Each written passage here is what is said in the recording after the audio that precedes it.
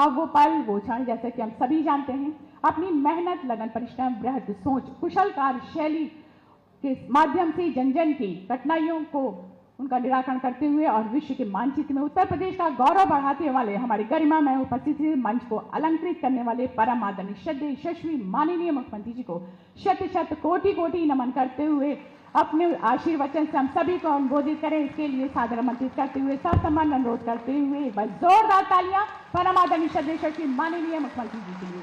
जय जय Shri Ram. Smart city mission Saharanpur के अंतर्गत आज की इस योजनाओं का लोकार्पण कार्यक्रम में उपस्थित, मंच पर उपस्थित उत्तर प्रदेश सरकार में मंत्रिमंडल के मेरे वरिष्ठ सहयोगी, प्रदेश के विज्ञान और प्रौद्योगिकी विभाग के मंत्री श्री अनिल कुमार जी,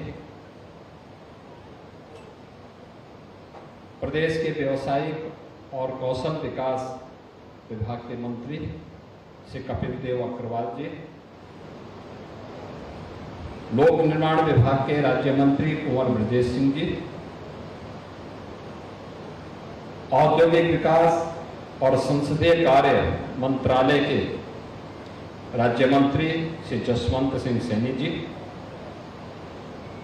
महापौर सहारनपुर श्री अजय कुमार जी, अध्यक्ष जिला पंचायत श्री मांगेराम चौधरी जी, मान्य विधायकगण श्री राजीव कुंवर जी, श्री कीरत सिंह जी, श्री देवेंद्र नीम जी, श्री मुकेश चौधरी जी, विधान परिषद सदस्य श्रीमती वंदना वर्मा जी, भारतीय जनता पार्टी के जिला के अध्यक्ष श्री महेंद्र सैनी जी, महानगर अध्यक्ष श्री शीतल बिश्नोई जी, पूर्व सांसद श्री राघव लखनपाल जी, पूर्व सांसद चौधरी प्रदीप कुमार जी और आज के इस कार्यक्रम में उपस्थित सहारनपुर से जुड़े हुए मेरे सभी उपस्थित बहनों और भाइयों, नगर निगम के सभी पार्षदगण, मैं सबसे पहले सहारनपुर महानगर में स्मार्ट सिटी मिशन के अंतर्गत 381 करोड़ रुपए की लागत की इन परियोजनाओं के लिए सहारनपुर वासियों को हृदय से बधाई देता हूं। आज श्रावण मास की अंतिम सोमवार भी है। मैं प्रातःकाल से ही देख रहा हूं कि शिवालयों में बड़ी संख्या में देवादिदेव महादेव को जलाभिषेक करने के लिए श्रद्धालुजन उमड़े हुए हैं और उन स्थितियों में मुझे सहारनपुर में आकर के आज इन परियोजनाओं को देखने, इन परियोजनाओं का लोकार्पण करने का अवसर प्राप्त हुआ है। मैं इसके लिए सहारनपुर के सभी माननीय जनप्रतिनिधियों को, खासतौर पर महापौर जी और उनकी पूरी टीम को हृदय से धन्यवाद देता हूं। बहनों और भाइयों, जब सहारनपुर की हम बात करते हैं तो प्रदेश का सबसे कोने का जनपद पड़ता है और कोने का जनपद होने के नाते पिछली सरकारों में उपेक्षित पड़ा हुआ था। विकास यहां तक पहुंच ही नहीं पाता था। परिणाम था यहां से पलायन होने लग गया था, लोगों में हताशा, निराशा थी,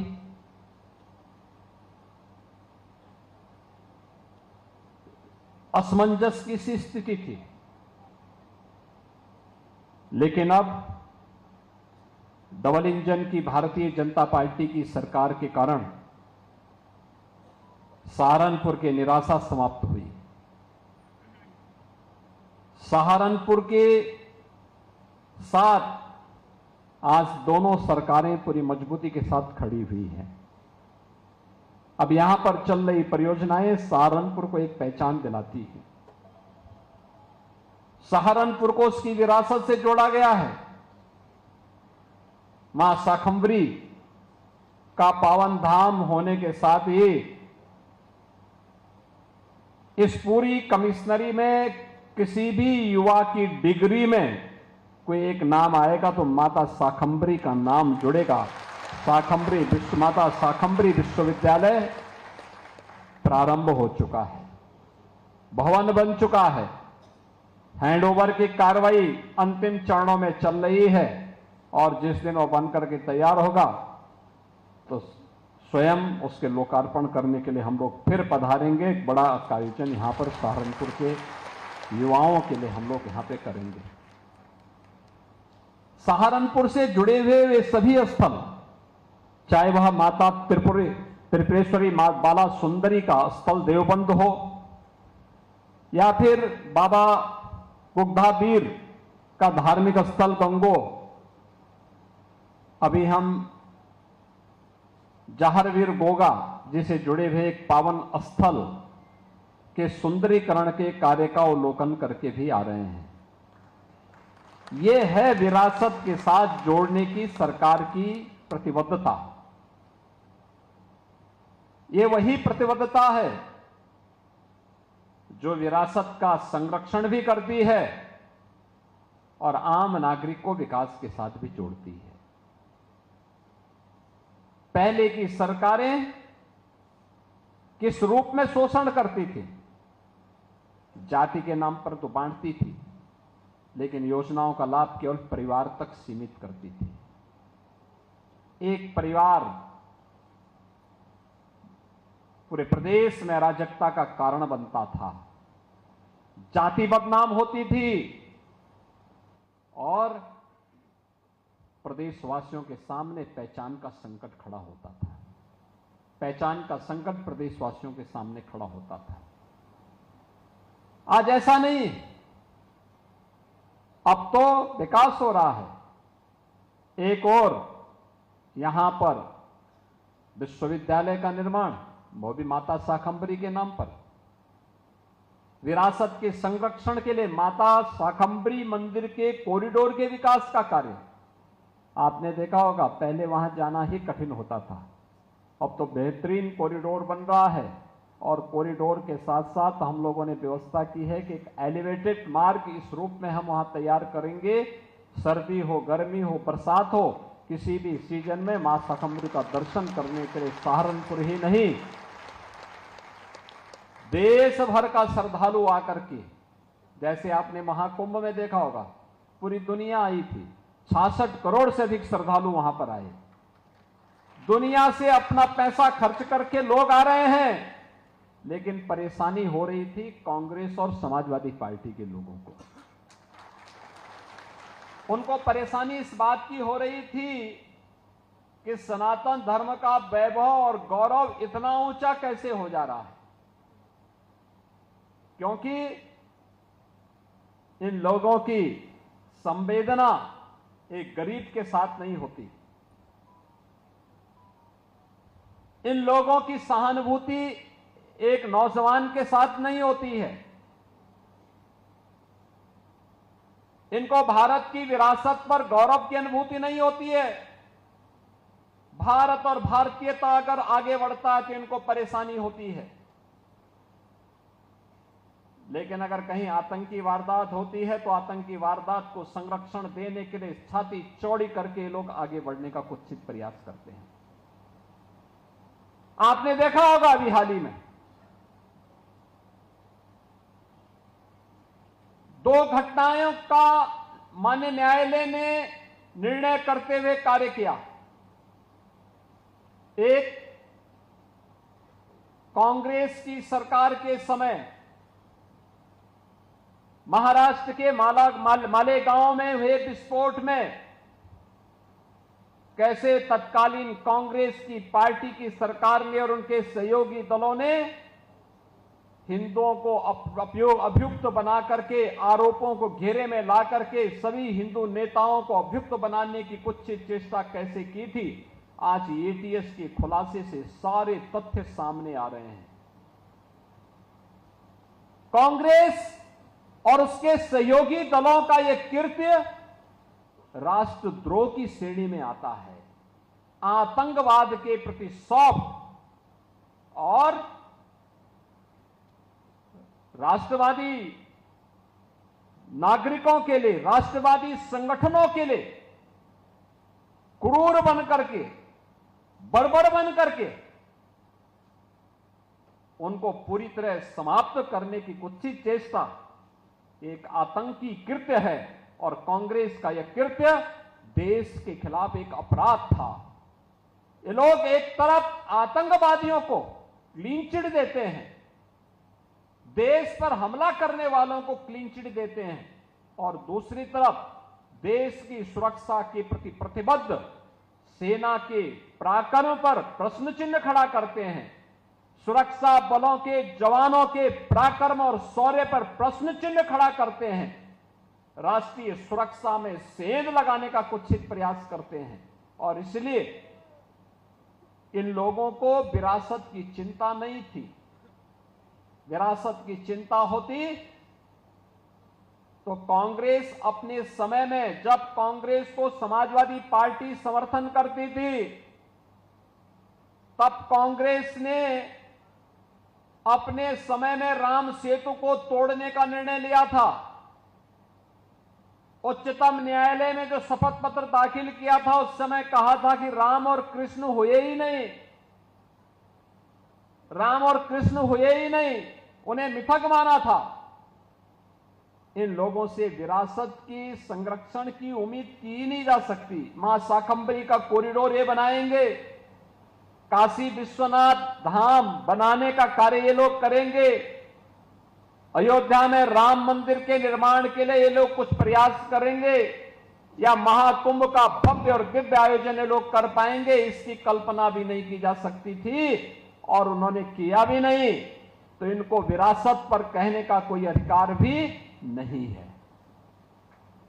भारत के विरासत का संरक्षण करने के साथ साथ विकास की प्रक्रिया के साथ हम उसे जोड़ सकें, इस जोड़ने की प्रक्रिया को ही प्रधानमंत्री जी ने विरासत और विकास के समन्वय के साथ आगे बढ़ाया है।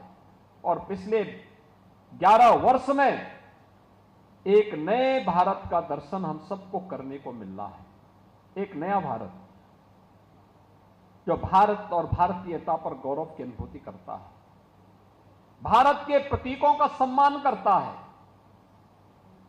भारत के ऋषि मुनियों की उस परंपरा का, अपने पूर्वजों के उस गौरवशाली परंपरा के संरक्षण के लिए पूरी प्रतिबद्धता के साथ कार्य करता है।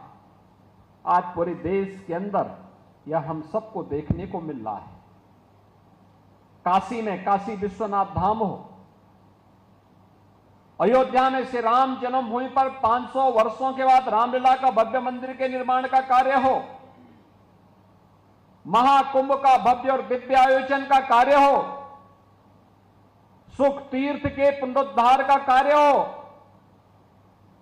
हस्तिनापुर में वहां के पुरातात्विक महाभारत कालीन उन सभी अवशेषों के संरक्षण का कार्य हो, या फिर सहारनपुर में माता शाकंभरी के मंदिर के कॉरिडोर के विकास के साथ साथ वहां पर बेहतर कनेक्टिविटी देने के कार्य को आगे बढ़ाने के लिए इस सरकार के द्वारा उसी विरासत को संरक्षित करने का जहां अभियान चल रहा है, वहीं स्मार्ट सिटी मिशन के अंतर्गत प्रधानमंत्री जी के विजन को जमीनी धरातल पर उतारने के लिए भी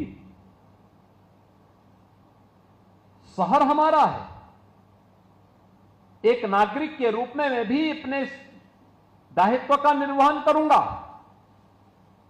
उस दायित्व का निर्वहन करने के लिए स्मार्ट सिटी मिशन, और अभी तक तो हमने 17 म्युनिसिपल कॉर्पोरेशन को यानी नगर निगमों को लिया था, और इस बार के बजट में तो हम लोगों ने यह भी व्यवस्था की है कि हर जिला मुख्यालय की नगर निकाय को स्मार्ट सिटी मिशन के अंतर्गत हम लोग उसका भी विकास उसी रूप में करेंगे, जिसमें सभी नगर पालिकाएं आ जा रही हैं जो भी जिला मुख्यालय से जुड़े हुए हैं, या वे नगर पंचायत जो जिला मुख्यालय से जुड़े हुए हैं उन सबको स्मार्ट सिटी की तर्ज पर हम डेवलप करने जा रहे हैं।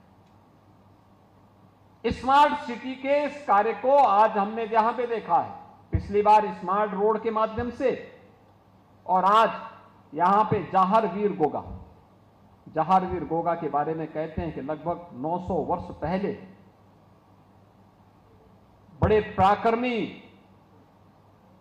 योद्धा के रूप में उन्होंने कार्य किया था, विदेशी आक्रांताओं से देश की धरती को बचाने के लिए अपना योगदान दिया था, और फिर भगवान गोरक्षनाथ के संरक्षण में जाकर के, उनकी शरण में जाकर के, उनका दर्शन प्राप्त करके संजीव समाधि उन्होंने गोगा मेड़ी में ली थी। लाखों की संख्या में भादौ मास में श्रद्धालु वहां जाकर के उनके दर्शन करता है, और आज मुझे यहां पर आकर के उनके पावन स्थल को देखने का सौभाग्य प्राप्त हुआ। बड़ा अच्छा स्थान बनाया गया है, सुंदरीकरण करके स्मार्ट सिटी मिशन के अंतर्गत कैसे कार्य होता है, ये भी मुझे यहां पर देखने का अवसर प्राप्त हुआ है। बहनों और भाइयों, आज सरकार जिस दिशा में कार्य कर रही है, यहां पे विश्वविद्यालय बन गया है, कॉरिडोर का निर्माण युद्ध स्तर पर आगे चल रहा है, स्पोर्ट्स कॉलेज का भी निर्माण हो रहा है। स्पोर्ट्स कॉलेज हमारी सरकार ने तय किया है, पहले उत्तर प्रदेश में केवल 3 स्पोर्ट्स कॉलेज थे, हमने अब तय किया है हर मंडल स्तर पर एक स्पोर्ट्स कॉलेज कम से कम एक होना चाहिए। खेल और खेल कूद की गतिविधियों को आगे बढ़ाने के लिए, क्योंकि हमारा युवा जब खेलेगा तो ही खेलेगा, और उसको राष्ट्र के लिए खिलाने के लिए उसकी ऊर्जा और उसकी प्रतिभा का लाभ देश को मिले, आने वाली पीढ़ी को मिले, इसी को ध्यान में रख करके हम लोग मेरठ में प्रदेश का पहला स्पोर्ट्स यूनिवर्सिटी का संचालन कर चुके हैं। विश्वविद्यालय बन रहा, बड़ा विश्वविद्यालय बन रहा है। 90 एकड़ क्षेत्रफल में विश्वविद्यालय हम बना रहे हैं। पहला स्पोर्ट्स यूनिवर्सिटी है। आपका यहां पे सरसावा का एयरपोर्ट, यह भी सिविल टर्मिनल बन चुका है, वायु सेवा उसमें प्रारंभ होनी है। कनेक्टिविटी की दृष्टि से आज तो सहारनपुर की कनेक्टिविटी बहुत अच्छी हो गई है। दिल्ली जाना हो 3-3.5 घंटे में आप पहुंच सकते हैं। इतनी अच्छी कनेक्टिविटी पहले कभी नहीं थी। और भी विकास के कार्यों को, जहां बाईपास बनना था, आज पीडब्ल्यूडी, नगर विकास, पर्यटन विभाग, इन सब के वरिष्ठ अधिकारियों को लेकर के हम लोग इन सभी माननीय जनप्रतिनिधियों के साथ इसी बात को लेकर बैठे थे कि विकास में सहारनपुर, मुजफ्फरनगर, शामली पिछड़ने न पाए, और इस दृष्टि से जो भी यहाँ की स्कीम है, जो भी यहाँ के प्रस्ताव हैं, उनको प्रायोरिटी के आधार पर आप लीजिए और उन कार्यों को आगे बढ़ाइए। प्रायोरिटी क्या होनी चाहिए? बहनों और भाइयों, इससे पहले विकास के लिए आपको लखनऊ जाना होता था।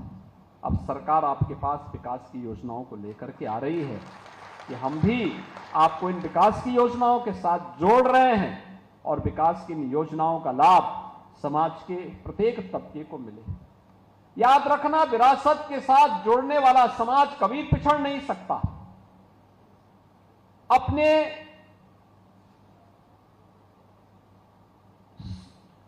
विरासत पर गौरव की अनुभूति करने वाला समाज को दुनिया की कोई ताकत पीछे नहीं कर सकती। और हमारी सरकार ने इस कार्यक्रम को बड़ी प्रतिबद्धता के साथ आगे बढ़ाने का काम किया। आप याद करिए, 1 डिस्ट्रिक्ट 1 प्रोडक्ट की योजना हो, या विश्वकर्मा श्रम सम्मान, या पीएम विश्वकर्मा की योजना, इस सरकार की अपने हस्तशिल्पी और कारीगरों को सम्मानित करने की ही योजना है।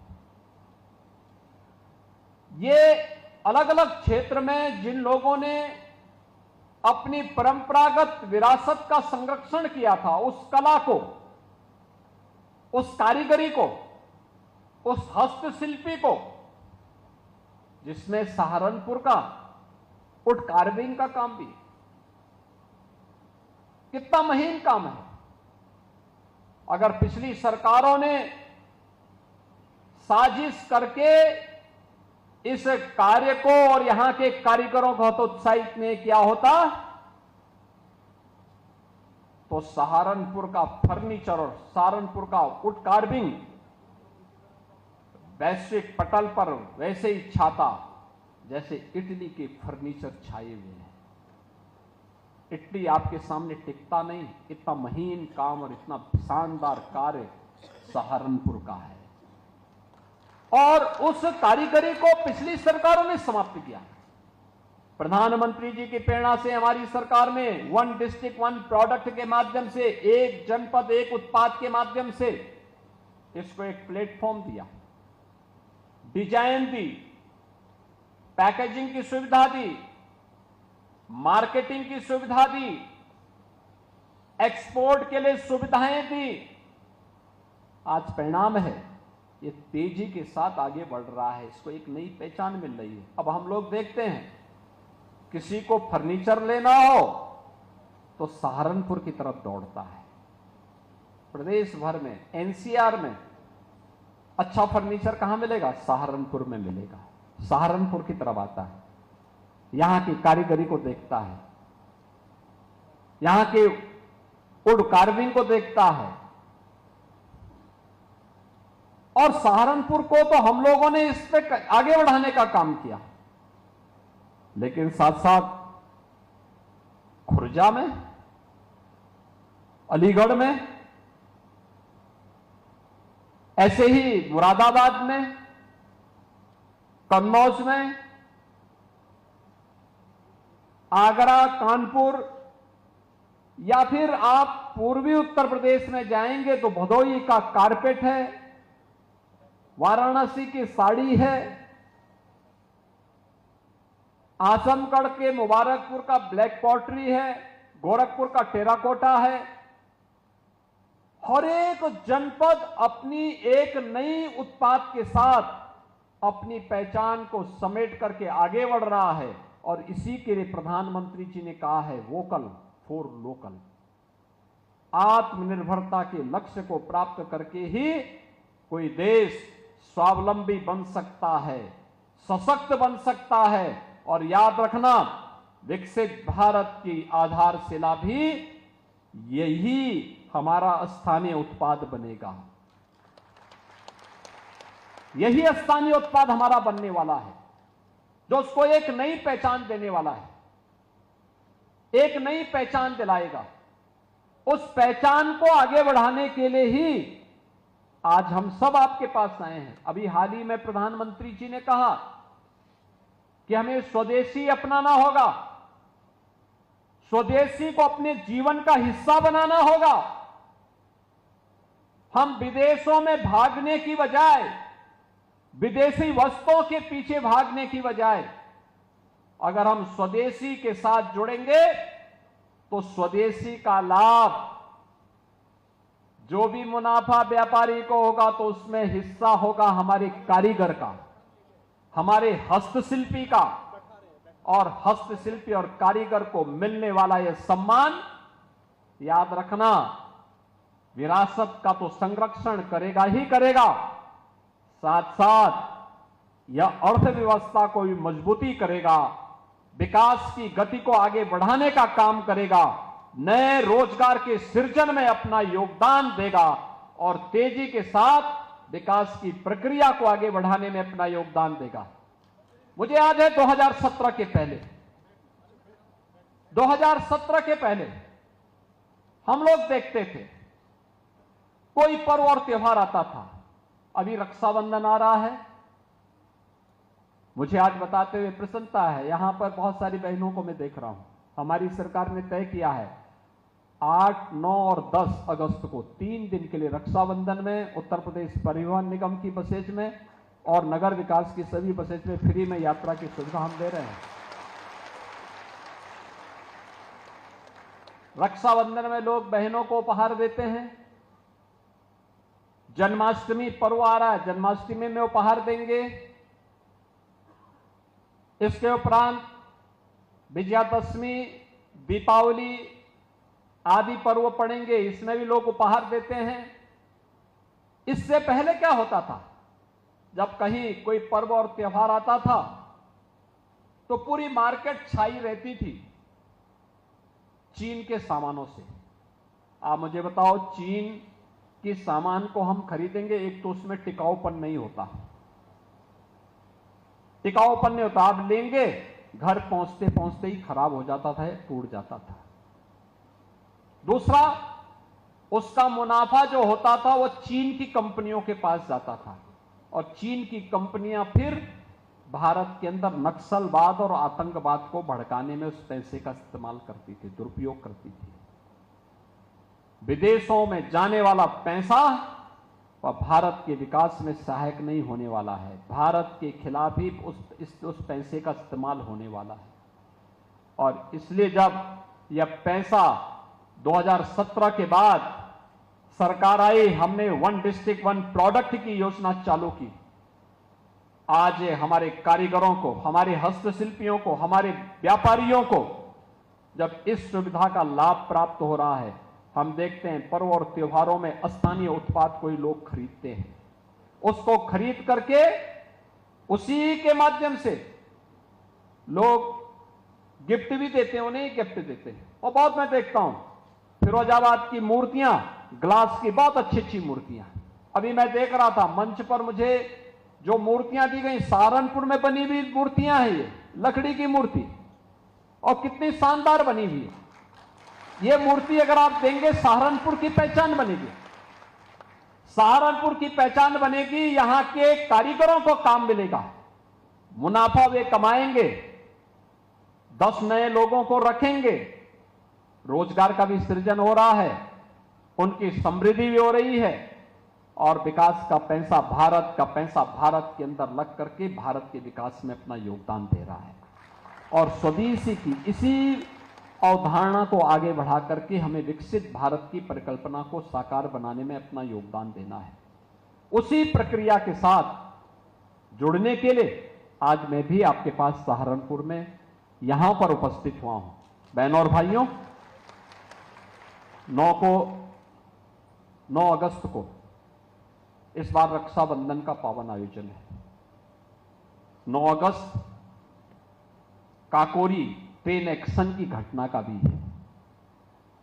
देश की आजादी के लिए जिन वीर बलिदानियों ने अपना योगदान दिया था, अपना बलिदान दिया था, उनके स्मरण का दिवस भी है।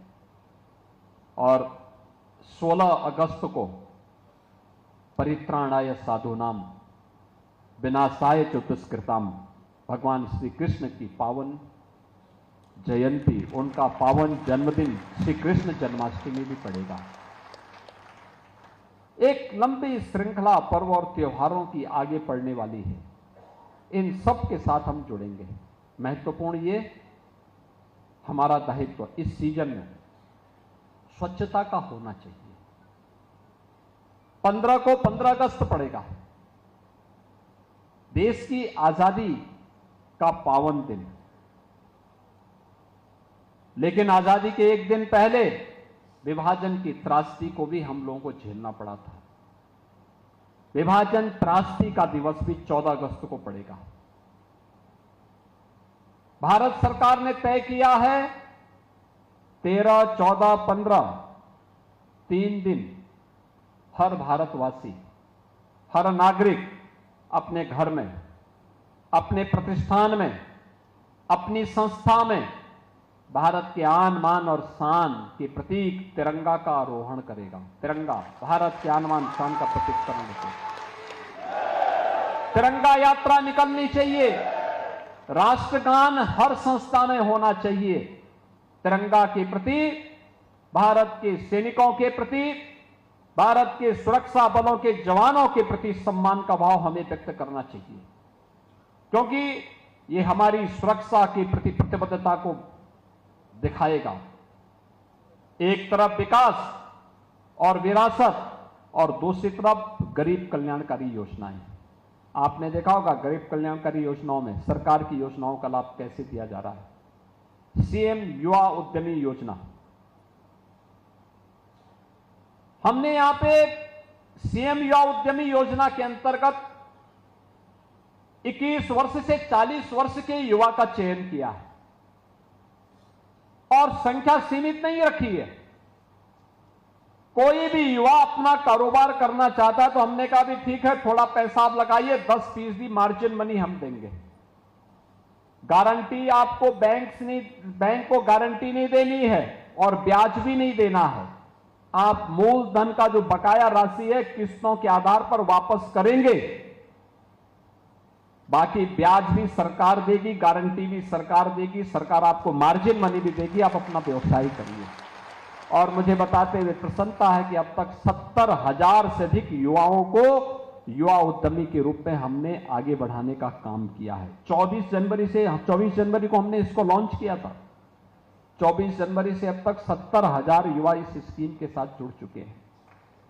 इसमें भी कोई भी काम, कोई अचार बनाने का काम कर सकता है, कोई प्रोसेसिंग सेंटर बना सकता है, कोई वुड कार्विंग का काम कर सकता है, कोई भी काम ऐसा कर सकते हैं। पहले चरण में 5 लाख, अगले चरण में 7.5 लाख और तीसरे चरण में 10 लाख रुपया ब्याज मुक्त, गारंटी मुक्त देने के कार्यक्रम के साथ ये डबल इंजन की सरकार इस योजना को लेकर के आगे बढ़ रही है। आज आप देख रहे होंगे जो काम कभी 70 वर्षों में नहीं हुआ, प्रधानमंत्री मोदी जी के नेतृत्व में पिछले 10 वर्ष में हुआ। स्वच्छ भारत मिशन में घर में शौचालय हो, हर घर नल की योजना के माध्यम से शुद्ध पेयजल की आपूर्ति का हो, आयुष्मान भारत में 5 लाख रुपए की स्वास्थ्य बीमा का कवर हो, हर जरूरतमंद को राशन कार्ड की सुविधा का लाभ, हर वृद्धजन को जो पात्रता की श्रेणी में आते हैं, हर निराश्रित महिला को, हर दिव्यांगजन को पेंशन की सुविधा का लाभ, या फिर वे सभी स्कीम जिसके लिए पहले हमें भटकना पड़ता था, जो लोग समाज को बांटने वाले थे, जो जाति के नाम पर, क्षेत्र के नाम पर, भाषा के नाम पर बांटते थे, उन्होंने योजनाओं से वंचित करके रखा। योजनाएं नहीं थी लेकिन झुनझुना पकड़ा करके लोगों को बहकाते रहते थे, समाज को तोड़ते रहते थे, सामाजिक एकता को खंडित करते रहते थे। ये जातिवादी राजनीति करने वाले लोग जाति के नाम पर तो सत्ता में आते थे, सत्ता में आने के बाद ये लोग तुष्टीकरण की पराकाष्ठा को पार करके दंगों की आग में प्रदेश को झोंकने का कार्य करते थे। दुष्परिणाम प्रदेश के प्रत्येक नागरिक के सामने, हर युवा के सामने पहचान का संकट खड़ा होता था। आज बहनों और भाइयों, पहचान का संकट नहीं। आज मैं कह सकता हूं हमारे यूपी का कोई भी नौजवान, कोई भी व्यापारी, कोई भी किसान, कोई भी नागरिक कहीं भी जाएगा देश के अंदर, जैसे ही आप कहेंगे उत्तर प्रदेश, अगले के चेहरे पर एक चमक आती। उत्तर प्रदेश, याद करिए क्या पिछली सरकारों के समय में ऐसी स्थिति हुआ करती थी? पिछली सरकारों के समय उत्तर प्रदेश का नाम सुन करके अगला व्यक्ति घूम जाता था, आपसे बात नहीं करना चाहता था। आज उसको लगता है उत्तर प्रदेश ने वह करके दिखाया है जो लोगों को असंभव लगता था, और ये असंभव को संभव इसलिए कर पाए हैं क्योंकि आप सबका सहयोग इन जनप्रतिनिधियों को मिलता है, और इन सब जनप्रतिनिधियों का सहयोग मुझे मिलता है, मोदी जी को मिलता है। परिणाम है डबल इंजन की सरकार अब बैलगाड़ी बनकर के नहीं, भैंसा गाड़ी बनकर के नहीं, बल्कि बुलेट ट्रेन की स्पीड से विकास के कार्यक्रमों को लेकर के आगे बढ़ रही है। उसी अभियान के साथ जोड़ने के लिए आज हम यहां पर आए हैं। मुझे बहुत प्रसन्नता है, सहारनपुर विकास की इस प्रक्रिया में तेजी के साथ आगे बढ़ा है। स्मार्ट सिटी मिशन की ये योजनाएं जो आज 381 करोड़ रुपए की है, इन 381 करोड़ रुपए की 15 परियोजनाओं के लिए सहारनपुर महानगर वासियों को, सहारनपुर जनपद वासियों को मैं बधाई देता हूं, और मुझे विश्वास है कि स्मार्ट सिटी की इन कार्यों की ही तर्ज पर अन्य योजनाएं भी हम आगे बढ़ाने में सफल होंगे। आज के इस अवसर पर आप सबको मैं रक्षाबंधन और श्री कृष्ण जन्माष्टमी की हृदय से बधाई और शुभकामनाएं देते हुए अपनी वाणी को विराम देता हूं। धन्यवाद। जय हिंद। बहुत बहुत धन्यवाद। आपने आशीर्वचन से हम सभी को अन्वित करे थे। परम आदरणीय श्रद्धेय